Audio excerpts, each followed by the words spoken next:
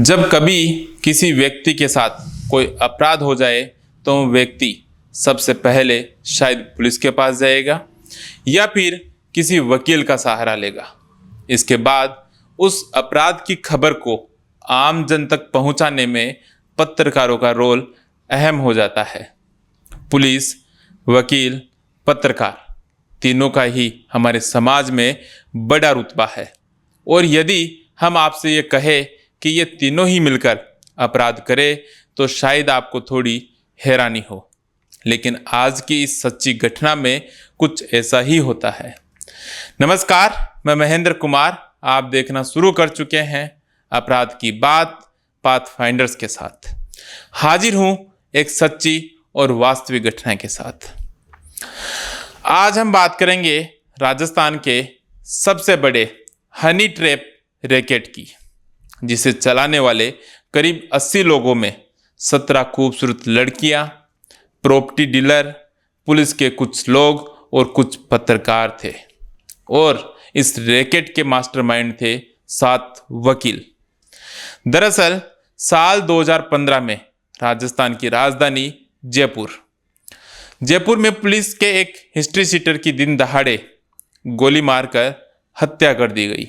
Police जांच में सामने आया कि हिस्ट्री शीटर की हत्या कुख्यात गैंगस्टर आनंद पाल ने जमीनी विवाद के चलते करवाई थी और इसी साल कुख्यात गैंगस्टर आनंद पाल कोर्ट में सुनवाई पर जाते वक्त पुलिस की गिरफ्त से फरार हो गया। आनंद पाल पूरी राजस्थान पुलिस के लिए सिरदर्द बना हुआ था। उसके इस तरह पुलिस कस्टडी से भाग जाने से राजस्थान पुलिस की साख पर भी कई सवाल उठ रहे थे। इस तरह गैंगस्टर की हत्या के केस की जांच और फरार गैंगस्टर आनंद पाल को पकड़ने की जिम्मेदारी एसओजी यानी स्पेशल ऑपरेशन ग्रुप राजस्थान को दी गई। पुलिस की साख पर उठ रहे सवालों के चलते एसओजी पर बड़ी जिम्मेदारी थी, जिसके चलते साल 2016 आते आते एसओजी आनंद पाल गैंग के करीब 6 लोगों को गिरफ्तार करती है। एसओजी इन लोगों को हिरासत में लेकर इन लोगों से जब सख्ती से पूछताछ करती है तो इन्हीं में से आनंद सांडिल्य नाम के व्यक्ति ने जो खुलासा किया वो वाकई हैरान कर देने वाला था। उसने एसओजी को बताया कि जयपुर सहित पूरे राजस्थान में एक हाई प्रोफाइल ब्लैकमेलिंग रैकेट चल रहा है, जिसमें 7 वकील, 2 पत्रकार, पुलिस के कुछ लोग और करीब 17 लड़कियां और प्रॉपर्टी डीलर सहित 80 लोग हैं। इस रैकेट का मुखिया एडवोकेट नवीन देवानी और एडवोकेट नितेश बंधु शर्मा है, जो खूबसूरत लड़कियों के सहारे डॉक्टर, बिल्डर, नेताओं और बड़े अफसरों को प्रेम जाल में फंसाते हैं। फिर ये लड़कियां नामचीन लोगों से झूठे प्रेम में फंसाकर इनसे शारीरिक संबंध बनाती है और ये सबूत इकट्ठा करती है और इसके बाद इनके गिरोह के कुछ लोग नामचीन लोगों को झूठे रेप केस में फंसाने की धमकी देकर उनसे करोड़ों रुपए वसूलते हैं और जो लोग इनकी डील को नहीं मानते उन पर झूठे बलात्कार के मुकदमे कर जेल भिजवाया जाता है और बाद में कोर्ट ट्रायल के दौरान उनसे ज़्यादा बड़ी रकम वसूली जाती है। सांडिल्य ने एसओजी को बताया कि गिरोह ने मिलकर अब तक करीब 25 करोड़ से ज़्यादा की रकम लोगों से वसूल कर ली है। खुलासे के बाद एसओजी ने जांच शुरू की तो जांच में कई नामचीन और हाई प्रोफाइल लोगों के नाम सामने आए, जिनसे इस गिरोह ने ब्लैकमेल कर रुपए हड़पे थे। एसओजी ने इनसे कांटेक्ट किया, लेकिन ज़्यादातर लोग पुलिस कंप्लेंट देने को तैयार नहीं थे। उनका कहना था कि अभी तो सिर्फ रुपए गए हैं, शिकायत दर्ज करवाएंगे तो पूरी तरह बदनाम हो जाएंगे। अब एसओजी उन लोगों के शिकायत करने से मना करने के बाद इस गिरोह की जानकारी मीडिया को देती है। दूसरे दिन यह खबर प्रदेश के तमाम अखबारों और टीवी चैनलों की सुर्खियां बन जाती है। इसी बीच मीडिया में मामला सामने आने के बाद जयपुर के एक डॉक्टर सुनीत सोनी एसओजी के दफ्तर पहुंचते हैं और वहां जाकर बोलते हैं कि सर, मैं इस ब्लैकमेलिंग गिरोह का शिकार हो चुका हूं। इन्होंने मुझे झूठे रेप केस में फंसाया था। इसके बाद मुझसे 1 करोड़ की डिमांड की। मैंने इनकी डिमांड नहीं मानी तो मुझे जेल भिजवा दिया गया। डॉक्टर ने पुलिस को आगे बताया कि जयपुर में वैशाली नगर स्थित उनके प्राइवेट हेयर ट्रांसप्लांट क्लिनिक मेडिस्पा में शिखा तिवारी नाम की एक लड़की हेयर फॉल के इलाज के लिए आई थी। इलाज के बहाने शिखा कई घंटे मेरे क्लिनिक में बैठी रहती थी। एक दिन शिखा ने कहा कि वो काफ़ी डिप्रेशन फील कर रही है। डिप्रेशन दूर करने के लिए पुष्कर घूमने जा रही है, लेकिन साथ चलने वाला कोई नहीं है। उसने कहा कि वो उसके साथ चलेंगे तो उसे अच्छा लगेगा। हम दोनों मेरी कार से जयपुर से पुष्कर के लिए रवाना हो गए। दिन भर पुष्कर में घूमे और रात को एक रिसोर्ट में वहाँ रुके। अगले दिन सुबह हम दोनों जयपुर लौट आए। 2 दिन बाद ही 2 लड़के जिनका नाम अक्षत शर्मा और विजय शर्मा था मेरे क्लिनिक पर आए और खुद को बड़े पत्रकार बताते हुए उन्होंने मुझे धमकाते हुए बोला कि तुमने पुष्कर में शिखा नाम की लड़की के साथ रेप किया है। वो लड़की तुम्हारे खिलाफ बलात्कार का केस करेगी और ये खबर टीवी पर हम ब्रेक करने वाले हैं। साथ ही प्रदेश के सभी अखबारों में यह खबर छपेगी। उनकी ये बातें सुनकर मैं काफ़ी शॉक्ड हो गया। मैंने अपने आप को बेगुनाह बताते हुए मामले को आगे नहीं बढ़ाने की उन लोगों से गुजारिश की। उनके सामने गिड़गिड़ाया कि मेरी बदनामी हो जाएगी। काफ़ी देर उनके सामने गिड़गिड़ाने के बाद अक्षत और विजय ने कहा कि मामले को सेटल करना चाहते हो तो 1 करोड़ रुपए देने पड़ेंगे। मैंने पैसे देने से मना कर दिया। इसके बाद शिखा ने पुष्कर थाने में मेरे खिलाफ बलात्कार का केस कर दिया और मुझे पुलिस ने गिरफ्तार कर लिया। चूंकि सारे सबूत मेरे खिलाफ थे, इसलिए कोर्ट ने मुझे जेल भेज दिया। लेकिन इसी बीच अक्षत शर्मा और विजय शर्मा मेरे घर वालों से संपर्क करे और कहा कि पैसे दे दोगे तो लड़की अपने बयान बदल लेगी। मेरे 75 दिन जेल में रहने के बाद मुझे और मेरे परिवार वालों को लगा कि इस दलदल से बाहर निकलने के लिए पैसे देने के अलावा और कोई दूसरा रास्ता नहीं है। तो मेरे परिवार वालों ने अक्षत शर्मा और विजय शर्मा के साथ ही गिरोह से जुड़े वकीलों से संपर्क किया और मामले को रफा दफा करने के लिए 1 करोड़ 5 लाख रुपए में डील हुई। इसके बाद शिखा तिवारी ने कोर्ट में बयान बदल दिए और मैं करीब 75 दिन बाद जेल से बाहर आ सका। यह सारी बातें डॉक्टर सुनीत सोनी के द्वारा एसओजी को बताने के बाद पुलिस ने इस गिरोह के खिलाफ मामला दर्ज किया। मामला दर्ज होने की खबर गिरोह के मुखिया एडवोकेट नवीन देवानी और एडवोकेट नितेश बंधु तक पहुंचते ही दोनों पुलिस से बचने के लिए फरार हो जाते हैं। लेकिन पुलिस गिरोह के पत्रकार अक्षत शर्मा और विजय को गिरफ्तार कर लेती है। अब पुलिस के पास गिरोह से जुड़े 3 लोग हाथ लग चुके थे। जब पुलिस इनसे डॉक्टर सुनीत सोनी के केस के बारे में पूछताछ करती है तो ये लोग पुलिस के सामने ये वारदात करना कबूल करते हैं। साथ ही उन्होंने बताया कि हम पहले हाई प्रोफाइल लोगों की तलाश करते हैं। इसी के चलते हमारे गिरोह ने डॉक्टर सुनीत सोनी की तलाश की और फिर शिखा तिवारी को इलाज के बहाने हमने डॉक्टर सोनी के क्लिनिक पर भेजा। शिखा को कहा गया कि पहले कुछ दिन डॉक्टर सोनी से केवल बातें करनी है, हमारे बताए अनुसार शिखा पहले डॉक्टर सोनी से बातचीत करती है और फिर शिखा को हमने डॉक्टर सोनी से दोस्ती करने के लिए कहा।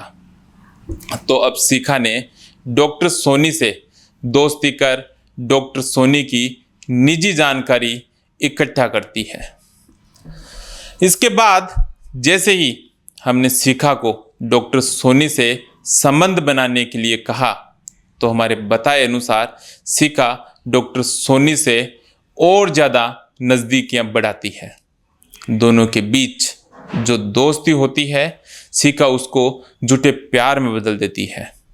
इस तरह अब तक डॉक्टर सोनी पूरी तरह से शिखा के झूठे प्रेम जाल में फंस चुका था। इसी बीच मौका पाकर शिखा डॉक्टर सोनी से डिप्रेशन में होने की बात बोलकर डॉक्टर सोनी को अपने साथ पुष्कर घूमने चलने के लिए कहती है। शिखा और डॉक्टर सोनी दोनों पुष्कर घूमने जाते हैं। दिन भर पुष्कर में घूमते हैं और रात को एक रिसोर्ट में रुकते हैं। रिसोर्ट में ही शिखा प्लानिंग के तहत डॉक्टर सोनी से शारीरिक संबंध बनाती है और इसी दौरान शिखा रेप केस में फंसाने के लिए सबूत भी जुटाना जारी रखती है। इसके लिए शिखा ने संबंध बनाते समय डॉक्टर सोनी के स्पर्म को अपनी अंडरगारमेंट से पहुंचती है।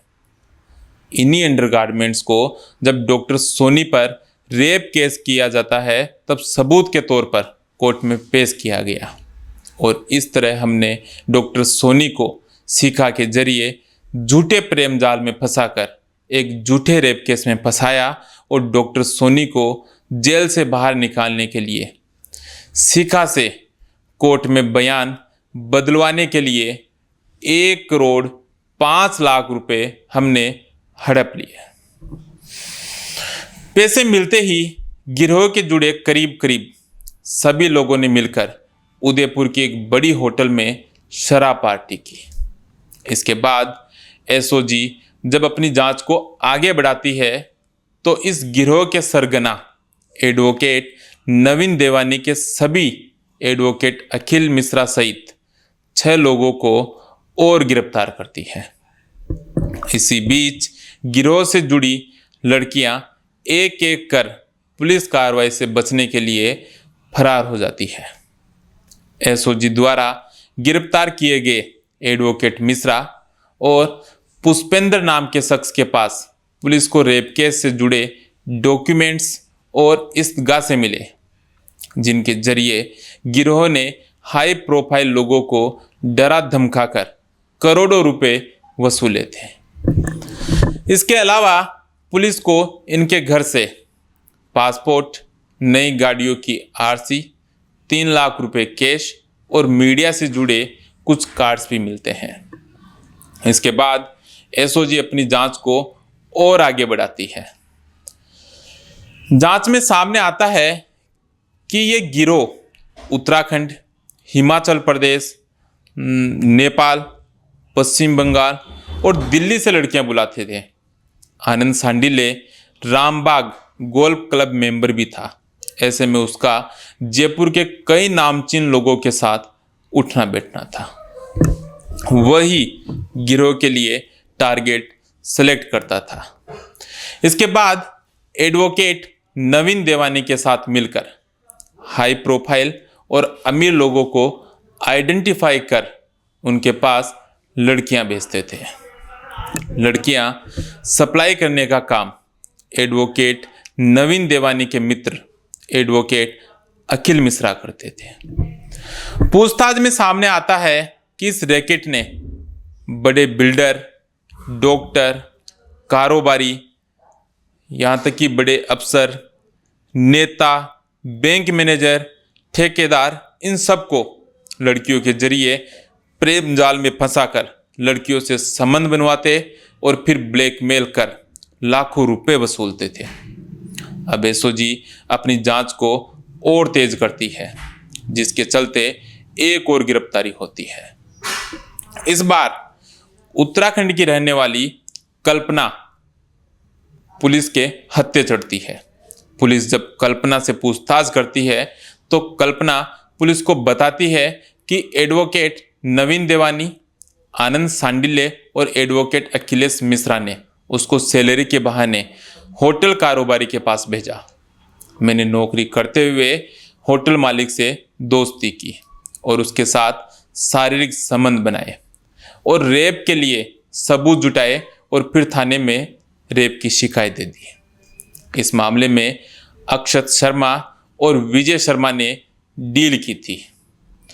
इसके बाद मैंने थाने में ही अपने बयान बदल दिए और इस पर पुलिस ने केस में FR लगा दी। इसके साथ ही कल्पना से पूछताछ में SOG को पता चलता है कि इस गिरोह में RAC का एक कांस्टेबल भी है जो इस गैंग को लड़कियों की सप्लाई करता है। कांस्टेबल अपनी परिचित महिला के माध्यम से लड़कियां लाता था और प्रति युवती 1 लाख रुपए लेता, जबकि लड़कियों को केवल 10,000 रुपए ही देता था। SOG तुरंत ही जयपुर में तैनात कांस्टेबल को गिरफ्तार कर लेती है। इसी बीच SOG को खबर मिली कि गिरोह में शामिल एक लड़की कोटा में रह रही है। SOG ने कोटा से NRI रवनीत कौर को गिरफ्तार किया। पूछताछ में रवनीत ने 1 साल में 7 लोगों को ब्लैकमेल कर उनसे 4 करोड़ रुपए की वसूल की बात कबूली थी। हालांकि गैंग के सदस्यों ने उसे महज 10 लाख रुपए ही दिए थे। साथ ही रवनीत ने पुलिस को बताया कि उसका जन्म हांगकांग में हुआ था और इसके बाद वो पंजाब में जालंधर में दादी के पास आ गई। यहाँ उसने इन्वेस्टमेंट मैनेजमेंट का कोर्स किया और उसके बाद गुड़गांव चली गई। साल 2012 में जयपुर के एक यूनिवर्सिटी में 3 साल के BBA कोर्स में एडमिशन लिया और उसी दौरान उसे एक MBA स्टूडेंट से प्यार हो गया। कोटा के रहने वाले उस स्टूडेंट का परिवार दोनों की शादी के लिए राजी नहीं हुआ क्योंकि दोनों ही बेरोजगार थे। इसके बाद रवनीत ने तेजी से पैसा कमाने की सोची। उसने 2 साल बाद ही BBA छोड़ दिया और नौकरी की तलाश शुरू कर दी। इसी बीच रवनीत की जान पहचान अक्षत शर्मा से हुई। अक्षत ने उसे 12,000 रुपये महीने की नौकरी ऑफर की। कुछ दिनों बाद ही अक्षत को जब पता चला कि रवनीत रुपए कमाने के लिए कुछ भी कर सकती है, ऐसे में उसने रवनीत को अपनी गैंग के लिए हाई प्रोफाइल लोगों को फंसाने और बदले में मोटी कमाई का लालच दिया। रवनीत इसके लिए तैयार भी हो गई। साल 2014 में रवनीत को एक बिल्डर को फंसाने के लिए भेजा गया। काम होने के बाद गिरोह ने बिल्डर से 1 करोड़ 20 लाख रुपए वसूले और इसमें से रवनीत को 30 लाख रुपए मिले। इसके बाद रवनीत सिरसी रोड स्थित अक्षत शर्मा के बगल के फ्लैट में रहने लगी। इस बीच साल 2016 में गिरोह के मेंबर से विवाद हुआ और उसने यह गिरोह छोड़ दिया और साथ ही कोटा जाकर अपने बॉयफ्रेंड से शादी कर ली। वहाँ नामी कोचिंग सेंटर में रिसेप्शनिस्ट की जॉब करने लगी। पूछताछ में सामने आया कि जब उसे गिरफ्तार किया गया उससे 1 महीने पहले ही रवनीत का अबॉर्शन भी हुआ था। इसके बाद पुलिस उसकी गिरफ्तारी की जानकारी हांगकांग में उसके माता पिता को भी देती है। ब्लैकमेलिंग के इस रैकेट में शामिल सभी लोगों को एक एक कर पुलिस गिरफ्तार कर रही थी कि इसी बीच SOG के पास एक CA ने भी खुद को ब्लैकमेल किए जाने की शिकायत की। पुलिस को शिकायत में CA ने बताया कि मैं मानसरोवर निवासी प्रॉपर्टी का काम करने वाले शंभू सिंह का हिसाब किताब संभालता था। शंभू सिंह के पास गरीब बच्चों का NGO चलाने वाली रीना शुक्ला का आना जाना था। इसी लिहाज से मेरी रीना से जान पहचान हो गई।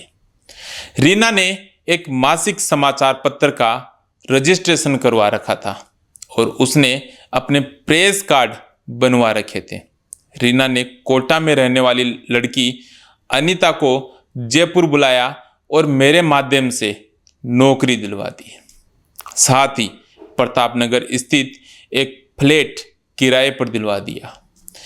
इसी बीच प्रतापगढ़ में रीना के किसी रिश्तेदार की शादी थी, तो उस शादी में शरीक होने के लिए मैं, शंभू सिंह और अनीता भी प्रतापगढ़ गए थे। वहां पर मेरे और अनीता के बीच फिजिकल संबंध बन गए। इसके सबूत रीना और अनीता ने इकट्ठा कर लिए और मुझे ब्लैकमेल करना शुरू कर दिया। मेरे से अनीता को 1 लाख रुपए दिलवाकर रीना ने उसे कोटा भेज दिया। इसके बाद भी रीना और शंभू सिंह ने मुझे ब्लैकमेल करना जारी रखा और 6 माह में करीब 10 लाख रुपए वसूल लिए। इसी बीच मैंने मानसरोवर में अपना एक प्लॉट 1.25 करोड़ रुपए में बेच दिया। मेरे पास रकम देखकर शंभू और रीना को लालच आ गया और उन्होंने धमकी दी कि अनीता कोर्ट में रेप का इस्तिगासा दर्ज करवा रही है और समझौते के लिए 1 करोड़ रुपए की मांग कर रही है।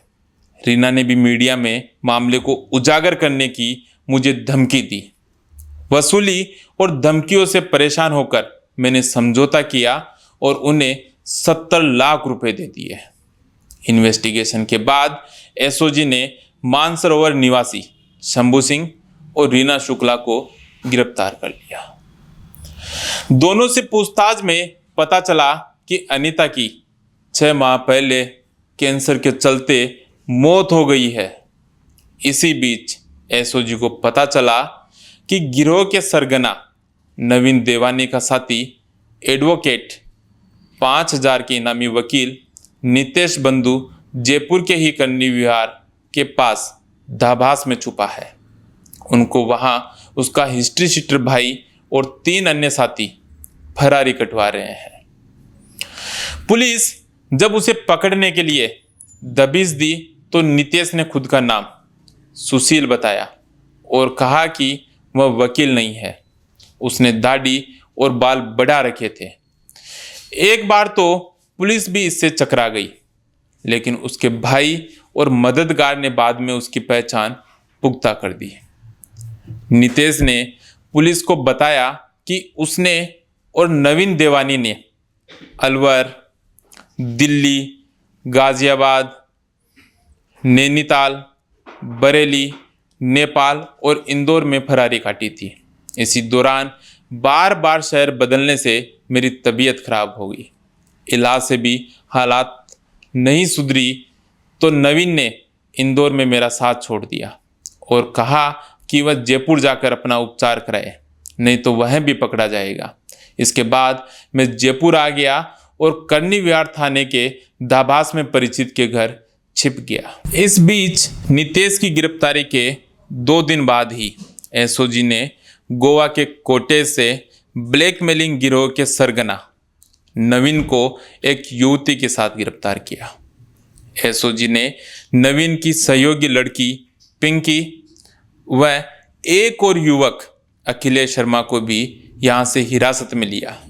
जांच में सामने आया कि नवीन देवानी व नितेश बंधु ब्लैकमेल गैंग का खुलासा होने के 1 दिन पहले ही अखिलेश शर्मा के साथ लिव इन में रहने वाली पिंकी के साथ फरार हो गए थे और इसके बाद से ही तीनों फरारी काट रहे थे।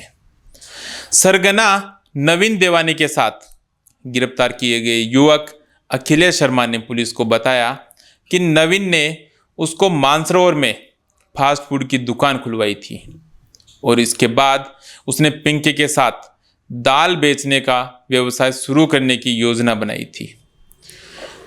नोटबंदी के चलते वो व्यापार शुरू नहीं कर पाए थे।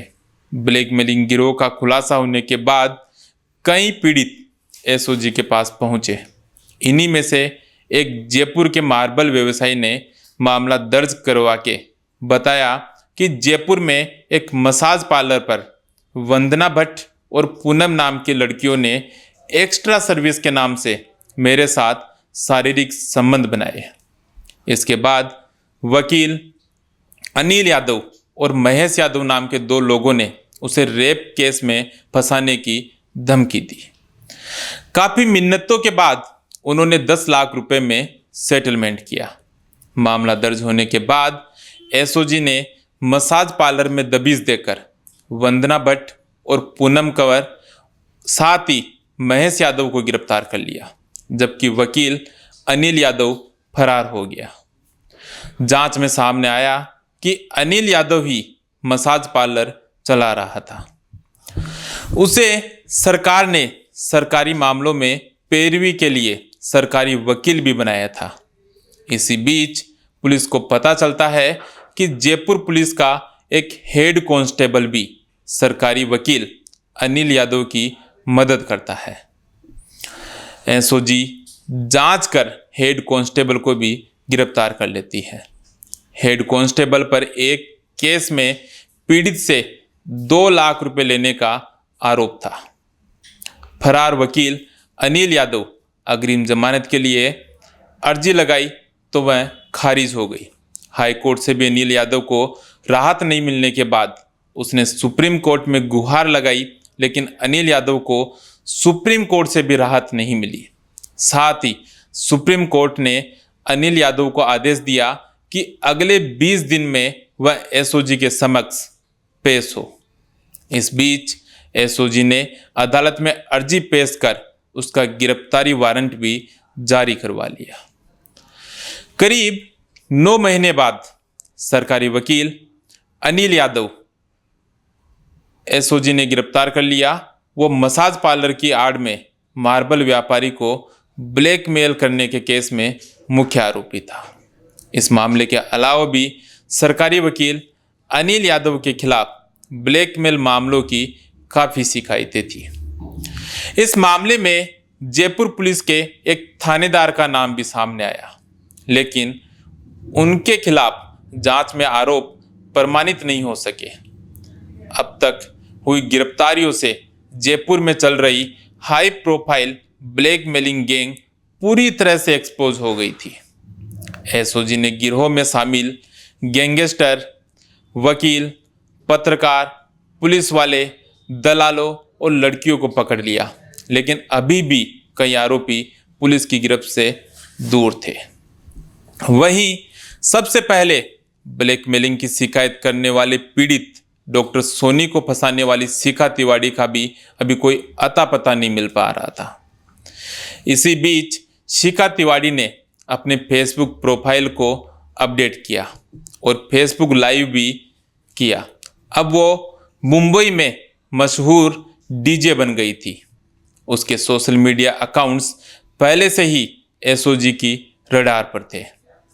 इसके बाद एसओजी की एक टीम मुंबई पहुंचती है और उसे पकड़ने का प्लान बनाती है। एक रात मुंबई के एक फेमस पब में जयपुर एसओजी के कुछ अफसर और सिपाही भी सादे कपड़ों में मौजूद थे। तभी डीजे शिखा तिवारी आई और कंसर्ट शुरू हुआ। 2 घंटे बाद लाइव कंसर्ट खत्म हुआ। डीजे शिखा तिवारी जाने ही वाली थी कि जयपुर एसओजी ने उसे घेर लिया। डीजे शिखा तिवारी ने सोचा कि सब उसके फैन होंगे। तभी एसओजी के एक अफसर ने कहा, शिखा तिवारी, तुम्हारा नाटक अब खत्म हो गया है। शिखा चुपचाप एसओजी के साथ वहां से जयपुर के लिए रवाना हो जाती है। एसओजी शिखा तिवारी को जयपुर लेकर आती है। शिखा जयपुर में ब्रह्मपुरी एरिया की रहने वाली थी। उसकी बहन मेघा तिवारी भी इस गैंग में काम कर रही थी। पूछताछ में शिखा तिवारी ने बताया कि उसने एसओजी के डर से जयपुर छोड़ दिया था और मुंबई में डीजे का काम शुरू किया था। इसके अलावा शिखा तिवारी से पुलिस पूछताछ में आकांक्षा नाम की एक और लड़की का नाम सामने आया। आकांक्षा अजमेर की रहने वाली थी। आकांक्षा ने जयपुर से एमबीए किया और इसी दौरान उसकी अक्षत शर्मा से मुलाकात हुई और दोनों में प्यार हो गया। अक्षत ब्लैकमेलिंग के मामलों में आकांक्षा की मदद लेता था। शिखा को डॉक्टर सोनी के पास पहुंचाने में आकांक्षा का ही अहम रोल था। ऐसे में एसओजी ने आकांक्षा को भी अजमेर से गिरफ्तार कर लिया। इस तरह जयपुर एसओजी ने 13 मामलों में करीब 80 आरोपियों को गिरफ्तार कर इस हाई प्रोफाइल ब्लैकमेलिंग गिरोह का पर्दाफाश किया। काफी समय तक किसी भी आरोपी को जमानत नहीं मिली, लेकिन एक एक कर सभी आरोपी जमानत पर छूटते गए। फिलहाल इन मामलों की ट्रायल कोर्ट में चल रही है। एसओजी जब इस गिरोह के द्वारा झूठे प्रेम जाल में फंसा कर ब्लैकमेल कर वसूली गई राशि का अनुमान लगाती है तो वह करीब 125 करोड़ रुपए सामने आती है। दोस्तों, इस मामले को बताने का उद्देश्य हमारा किसी व्यक्ति की भावनाओं को ठेस पहुंचाना नहीं है, बल्कि समाज को अपराध के प्रति जागरूक करना है। जागरूकता लाने की हमारी ये छोटी सी कोशिश आपको पसंद आई है, आपको ठीक लगी है तो हमारी वीडियो को लाइक कीजिए, दोस्तों के साथ शेयर कीजिए, चैनल को सब्सक्राइब कीजिए। और हाँ, आप इस पूरे मामले पर क्या सोचते हैं कमेंट करके हमें जरूर बताइए। जल्द हाजिर होंगे एक नई, एक सच्ची और वास्तविक घटना के साथ। तब तक के लिए दीजिए इजाजत। नमस्कार।